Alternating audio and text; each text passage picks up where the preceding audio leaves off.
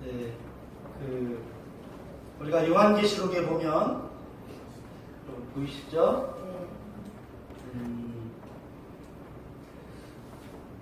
장화의 나라 어디죠? 아이고. 여기가 우리가 잘 알고 있는 한 번도 안 가보셨구나. 로마. 여기가 로마고요. 그 다음에 그리스가 여기 있습니다. 그러면 지난번에 다혜가 갔다 왔던 터키는 어디 있을까요? 여기가 터키예요. 그리고 요즘 한참 아직도 전쟁이 벌어지고 있는 시리아 이쪽입니다. 요한계시록에 보면은 예수님께서 소아시아 7교회를 향한 편지들이 나와요. 거기 보면 소아시아 7교회가 나오는데 그 7교회가 여기 보면 에베소, 서모나, 버가모, 두아디라, 사데, 빌라델비아, 라오디게아 여기 있는 교회들이에요.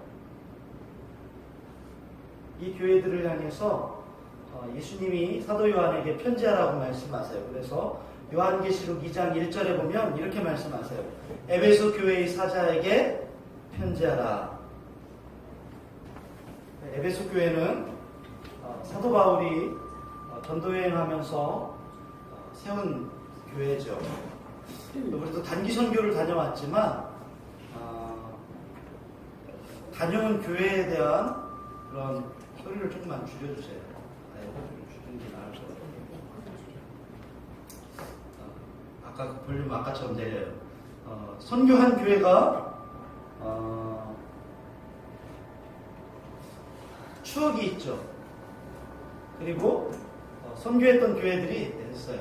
선교했던 교회들이 잘 됐으면 좋겠고 가끔 TV나 뉴스에 그 선교했던 지역이 나오면 우리가 관심이 쏠려요. 그죠? 근데 그 선교했던 곳이 부흥하고 또 성장하고 훌륭한 믿음의 교회가 되었다라고 하는 소식을 듣는다면 여러분 얼마나 기쁘겠어요.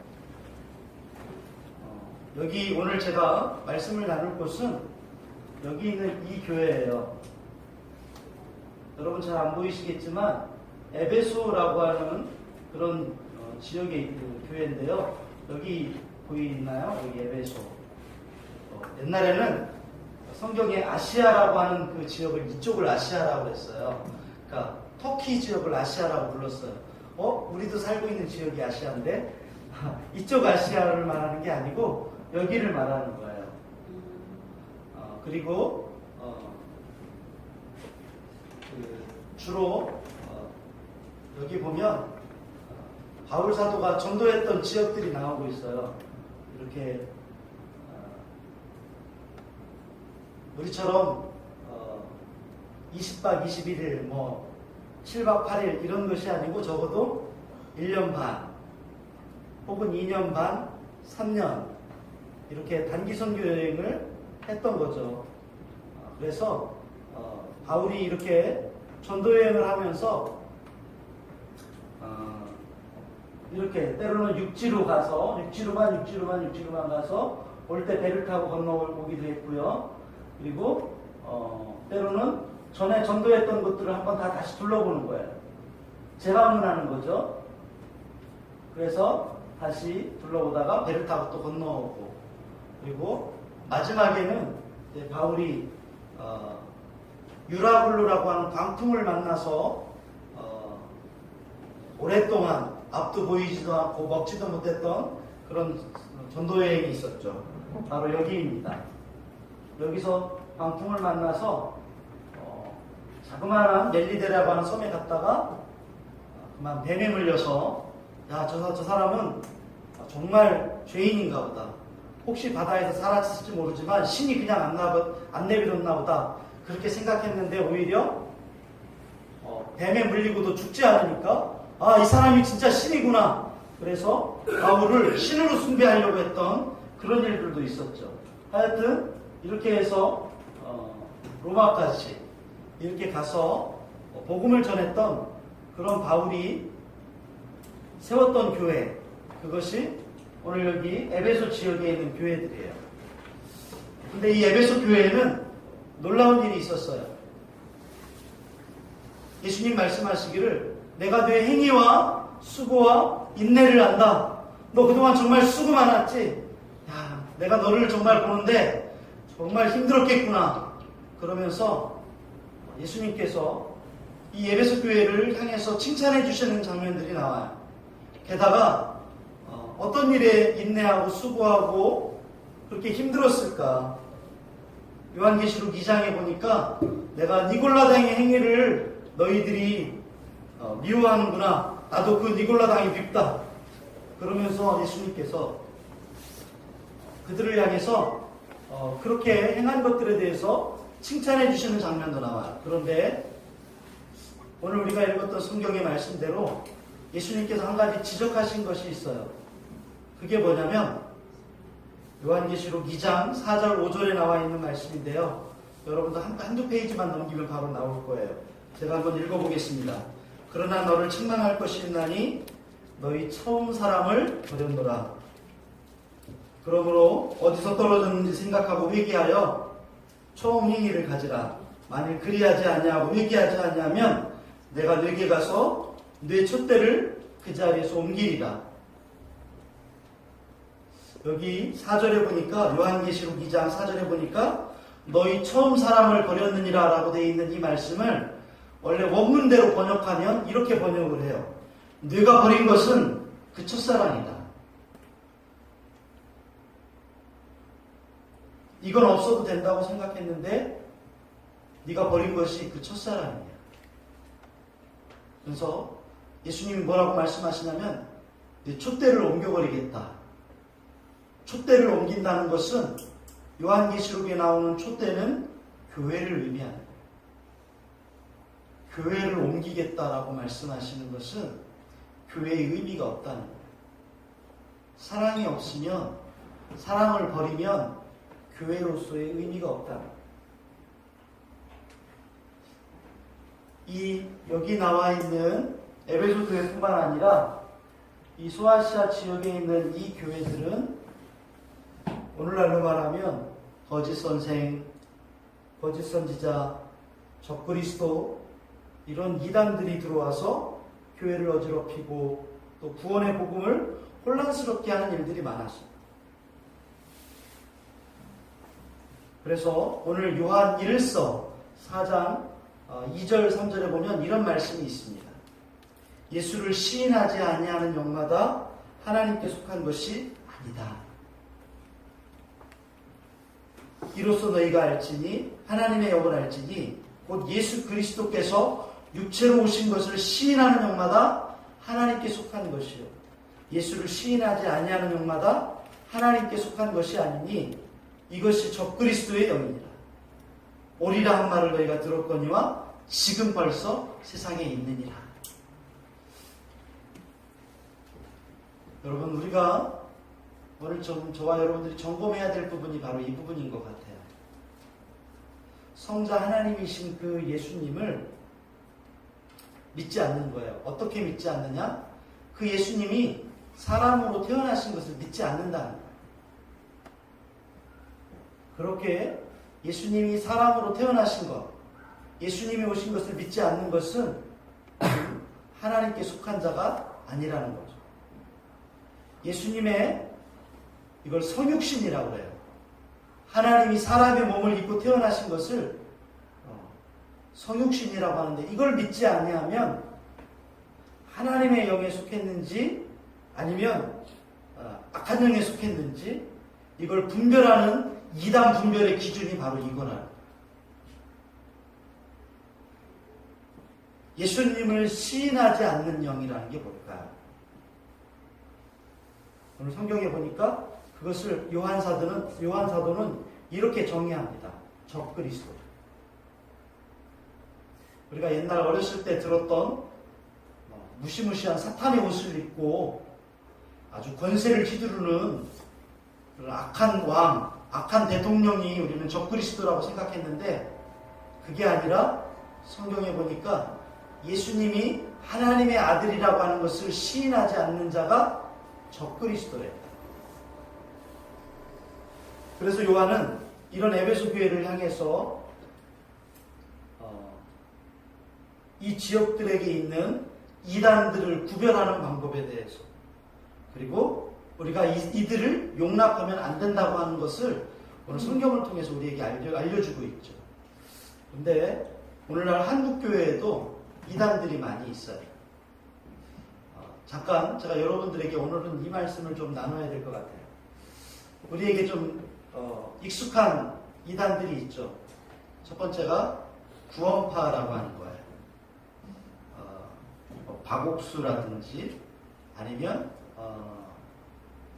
좀 한참 얼마 전에 그 세월호 유병원 사건 있을 때 이들이 다 구원파인데요. 우리하고 비슷한 것 같지만 실은 성경의 원리가 아니에요.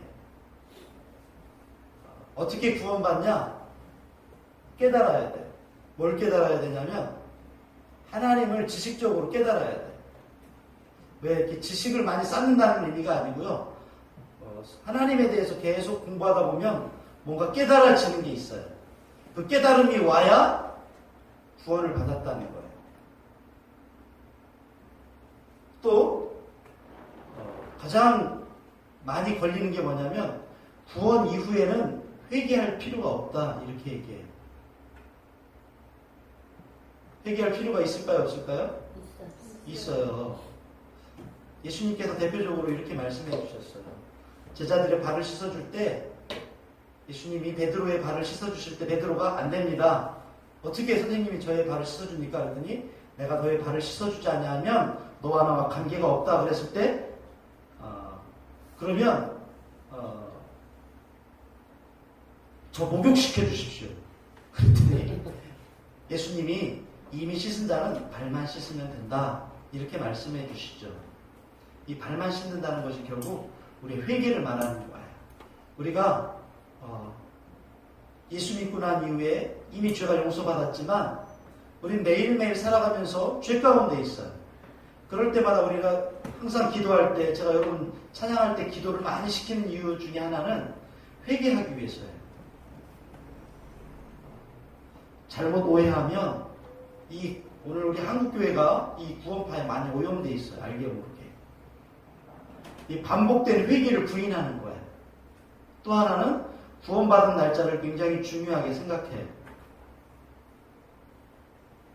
여러분 여러분 생일 알죠?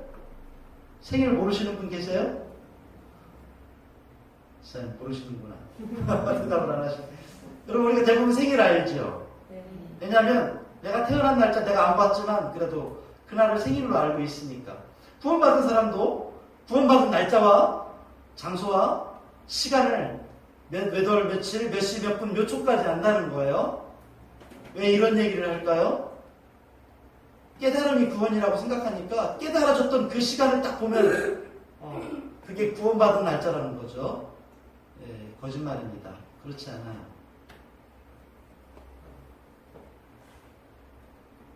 이게 구원파죠. 또 하나 여호와의 증인입니다. 여호와의 증인은 삼위일체 하나님을 부인해요. 그리고 예수님이 피조물인데 천사 미가엘이 사람으로 태어났다라고 이렇게 얘기를 해요. 말이 안 되죠?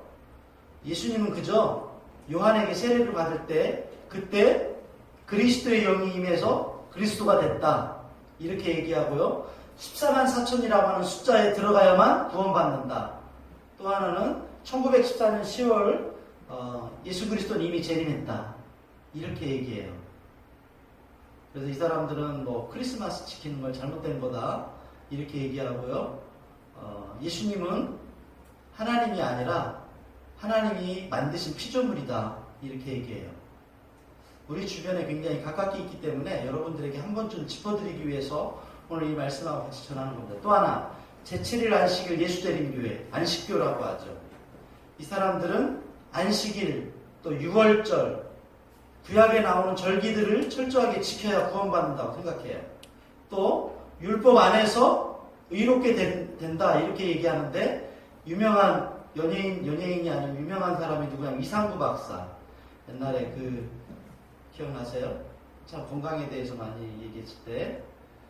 그래서 이미 천국에 가서 하나님이 다시 한번 그 삶을 일일이 다 체크해가지고 죄가 발견되면 구원 못 받는 거예요. 그런 얘기를 하죠. 여기도 역시 천사 미가엘이 예수로 태어난 거다. 여호와의 증인하고 같네? 네. 여호와의 증인 창시자가 옛날 처음에는 안식교를 다녔어요.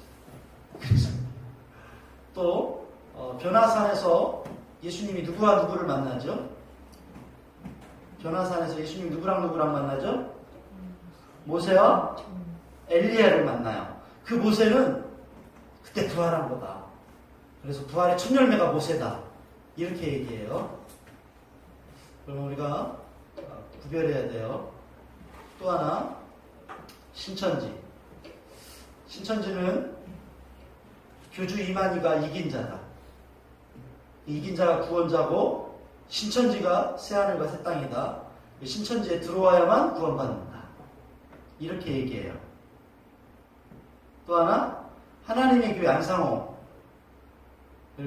교회가 대부분 커요. 굉장히 크죠. 여기도 역시 안식일을 지켜야 되고 6월절을 지켜야 된다. 이렇게 주장을 해요.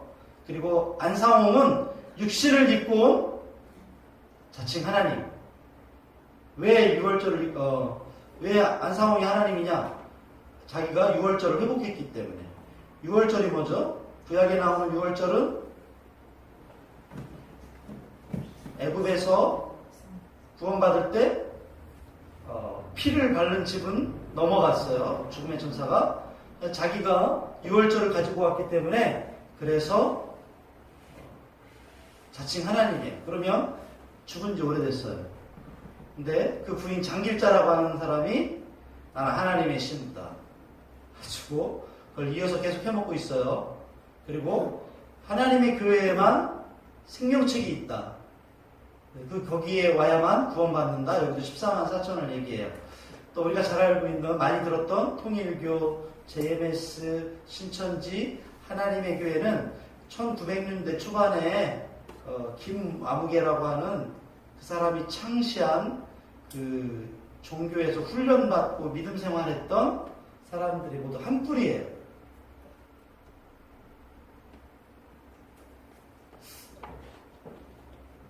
그래서 통일교회 교리나 JMS 교리나 신천지 교리 또 하나님의 교회 교리가 전 직접 살펴보진 않았는데 거의 똑같대요. 그 이유는 한 사람에게서 배워서 그래요. 자, 그러면 제가 왜 이 얘기를 자꾸 드리냐면 아까 제가 어떤 사람이 적그리스도라고 그랬어요? 예수님이 하나님의 아들이라고 하는 것을 부인하는 자들.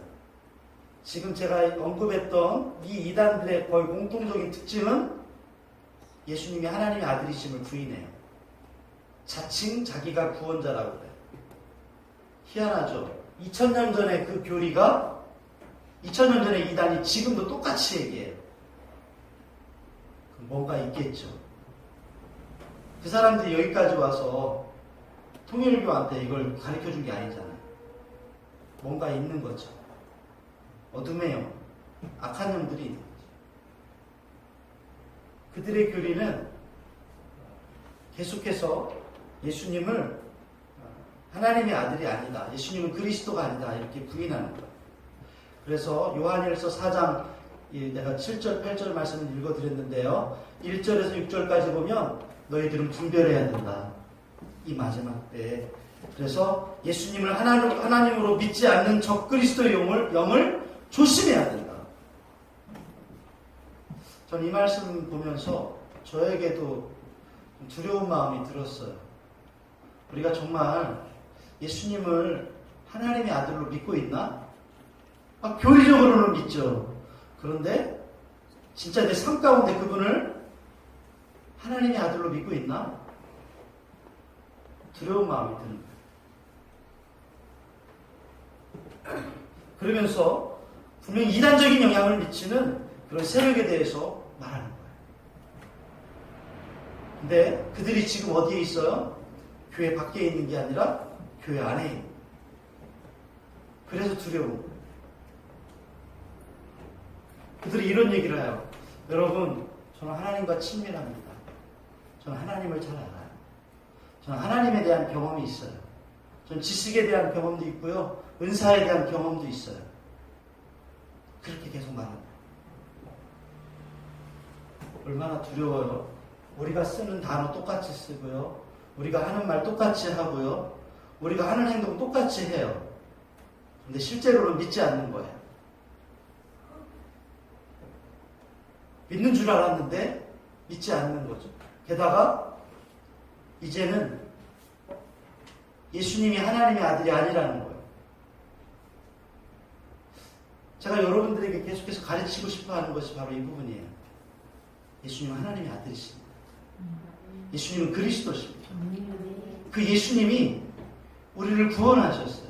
게다가 오늘 성경에 보니까 그분이 우리의 구원자이시고 그분이 우리를 사랑하셨다고 말씀하세요.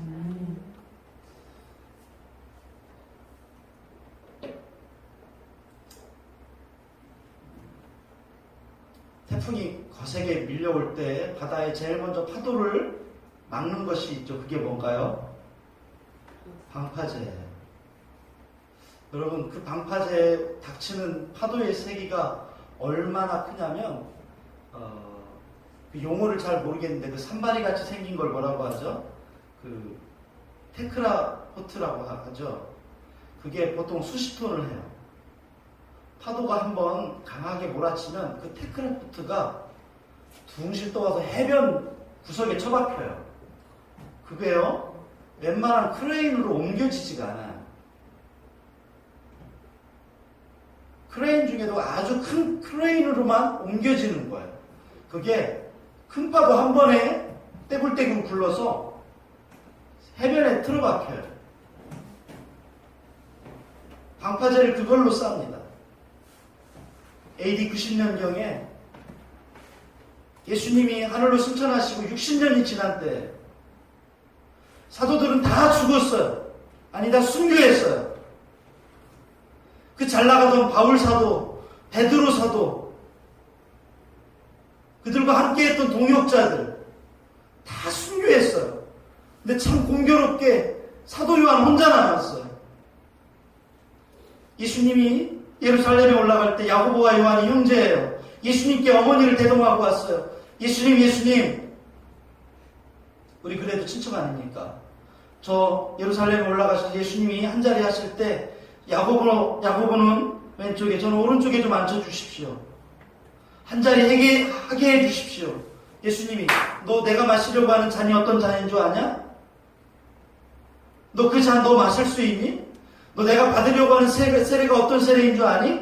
그런데 너 그 세례 받을 수 있니?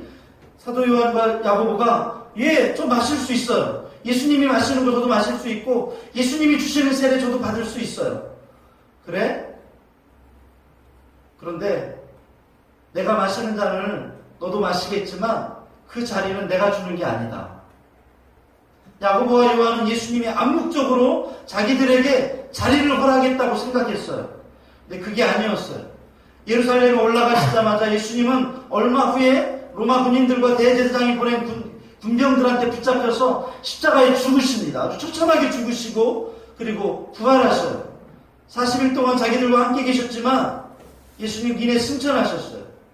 얼마 후에 성령 받고 나서 자기 동생 야고보는 그만 헤로데 왕에게 잡혀서 순교하고 맙니다. 제자들 중에 제일 먼저 죽었어요. 그리고 나머지 제자들이 차례로 하나씩 죽어가는 동안 본인은 예수님이 부탁하신 어머니 마리아를 모시고 에베소 지역에 와서 그렇게 살고 있었어요. 그렇게 사는 동안 모든 제자들이 다 죽었어요. AD 70년경에 거의 죽고 나서 이제 얼마 남지 않은 시간들 그 지역에서 사람들에게 복음을 전하고 그리고 함께 교회들을 세워나갔어요. 바로 이 교회들이에요.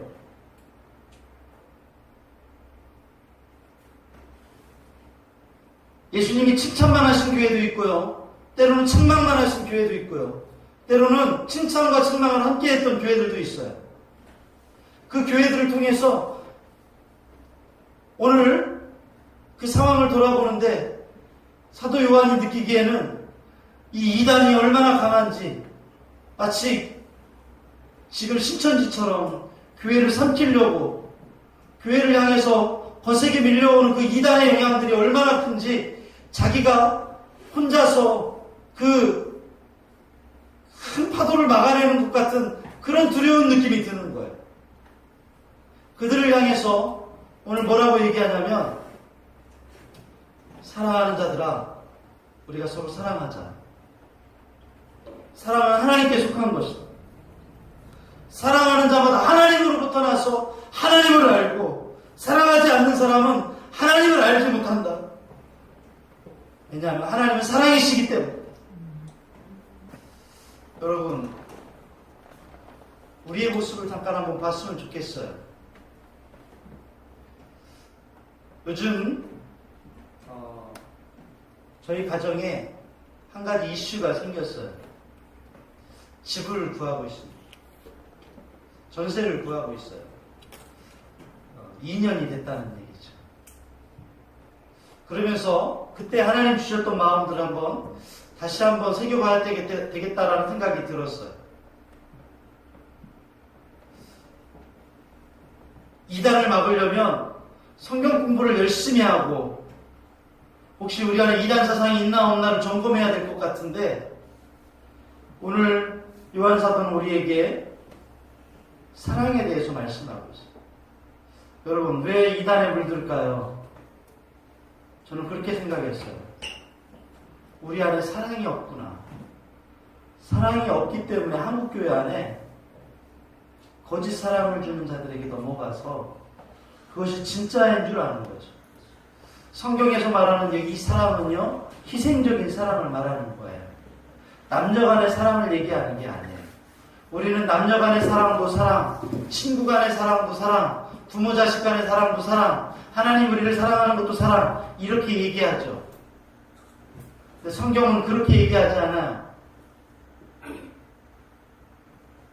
이성 간에 사랑하는 것은 에로스의 사랑, 또 친구와 친구 간에 사랑하는 사랑은 필레오의 사랑, 하나님이 우리를 사랑하시는 절대적인 희생적인 사랑은 아가페의 사랑, 그렇게 얘기해요.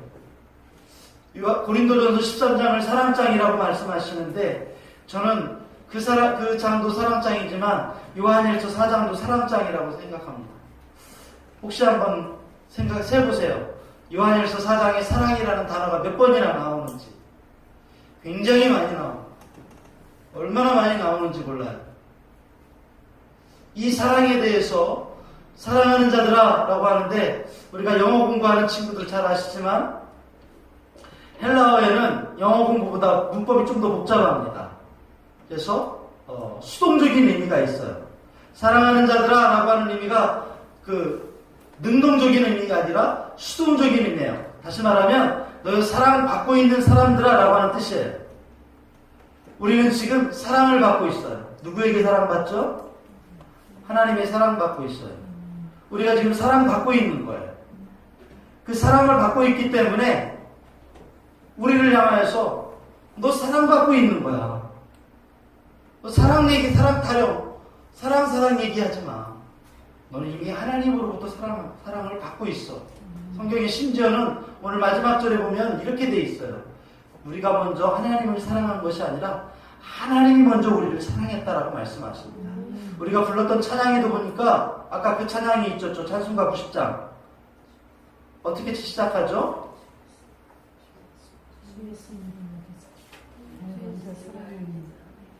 주 예수 내가 알기 전 날 먼저 사랑했네.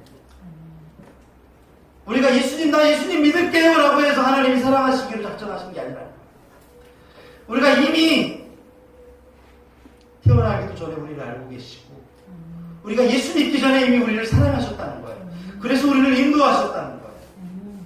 장로교에서는 이걸 견인이라고 얘기해요. 우리를 이끌어 가신다는 거예요. 그분이 사랑으로 우리를 이끌어가세요. 인도하시죠.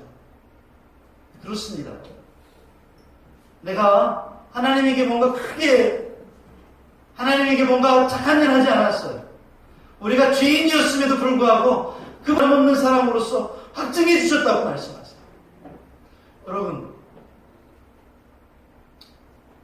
제가 좀 껄끄러운 얘기지만 이 말씀을 좀 나눴으면 좋겠다는 생각이 들어요. 작은 교회의 특징 중에 하나는 많은 사람들이 왔다, 많은 사람들이 흘러가는 것이 특징이에요. 큰 교회는 안 그러냐? 큰 교회도 그래요.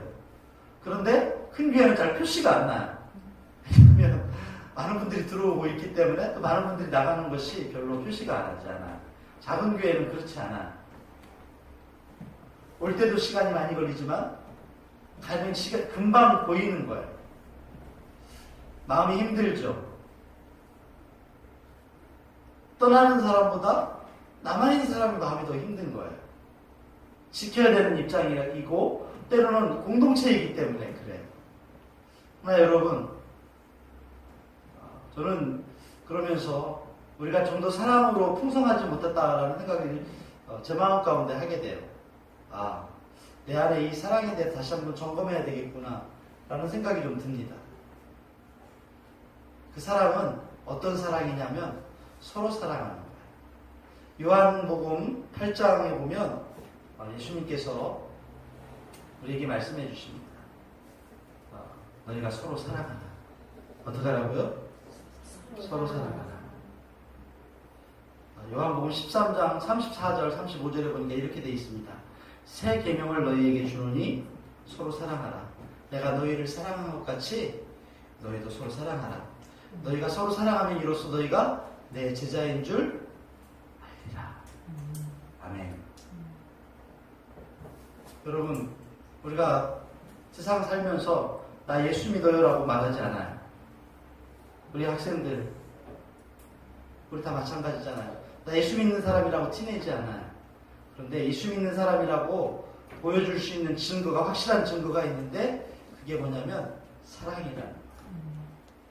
교회가 사랑으로 튼튼하면 이단들이 들어올 수 없어요. 교회가 사랑으로 튼튼하게 서로 격려하고 위로하면 교회가 무너지지 않아요. 오죽하면 에베소 교회를 향해서 예수님 말씀하십니다. 너희가 빨리 회개하지 아니하면, 그 사랑을 회복하지 아니하면 교회를 옮기겠다 라고 말씀하세요. 여러분, 우리 안에 충분한 사랑이 있어요. 사랑은 말로써 되는 것이 아니죠. 행함으로 되는 거예요. 서로 사랑하라고 말씀하세요. 여러분에게 하나님처럼 일방적으로 사랑하라고 말씀하신 게 아니에요. 여러분에게 하나님처럼 끝까지 견뎌내면 사랑하라고 말씀하신 게 아니에요. 예수님은 서로 사랑하라고 말씀하세요.